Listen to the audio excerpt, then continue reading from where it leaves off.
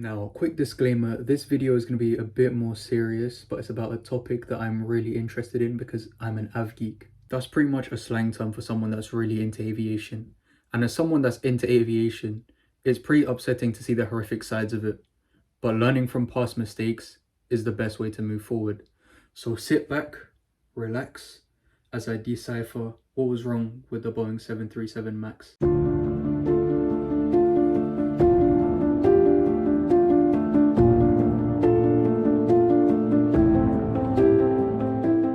To understand what went wrong with the Boeing 737 MAX, we're going to have to look at why the aircraft was even designed in the first place.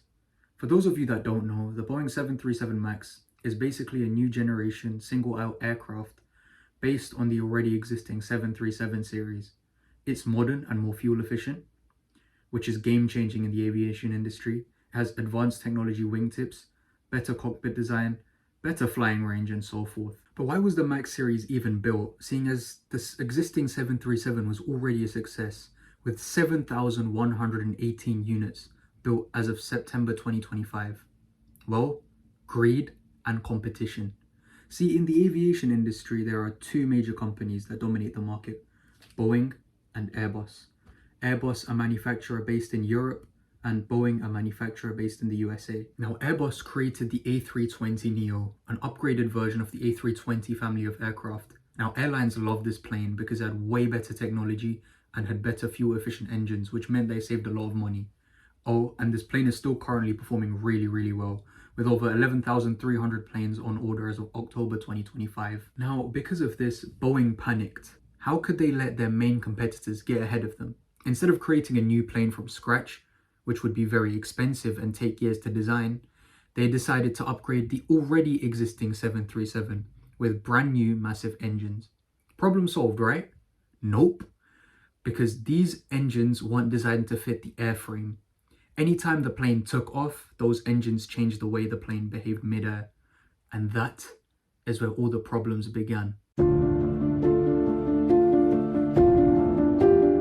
Because of those new engines, during takeoff, the plane tended to pitch upwards, more so than usual. Now, this was really dangerous because it meant the plane could stall. So, Boeing designed MCAS, or Maneuvering Characteristics Augmentation System. Its job was to push the plane back down if the nose pitched up way too much, to level it out, except MCAS came with a couple of fatal problems. One of them was that MCAS relied on only one sensor, the angle of attack sensor. If that sensor malfunctioned, MCAS would think the plane was stalling, even when it wasn't. The other problem was that it could activate repeatedly, multiple times, pushing the nose down again and again and again. Now, the combination of these two flaws did something completely horrific. On the 29th of October 2018 at 6:20 a.m., Lion Air Flight 610 took off from Jakarta Airport bound for Pangkal Pinang. This flight was scheduled to arrive at 7:20 a.m. local time. However, at 6:33 in the morning, all communication between the flight and air traffic control was lost. And at 7:30 in the morning, it was confirmed that the plane had crashed. All 189 people on board, unfortunately, died. A few months later, on the 10th of March 2019, at 8:38 a.m. local time, Ethiopian Airlines Flight 302 took off from Addis Ababa on its way to Nairobi in Kenya. Within a minute after takeoff, a system malfunction caused panic in the flight deck, with the pilots fighting for the lives of each passenger on board. Sadly, these efforts were all in vain. The aircraft had disappeared from the radar and crashed at 8:43 a.m. All 157 people on board had sadly died. In both crashes, the MCAS system kicked in because of faulty angle of attack sensor. When the sensors gave out false readings to the aircraft's computer systems, it made it seem like the planes were going way too high without enough airspeed, and the MCAS system believed that information. It then did exactly what it was designed to do: push the nose of the planes down. No matter how many times both sets of pilots tried to pull the planes back up, MCAS still won, causing both planes to crash.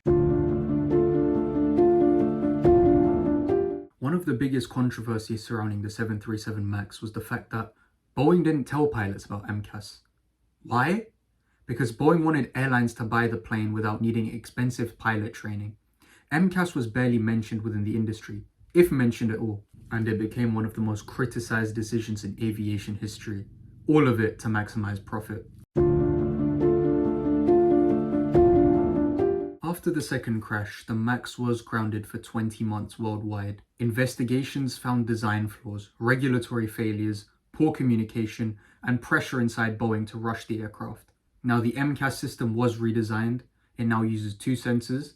It can't override pilots repeatedly, and pilots are now fully trained as to how it works. The MAX did return to service in late 2020.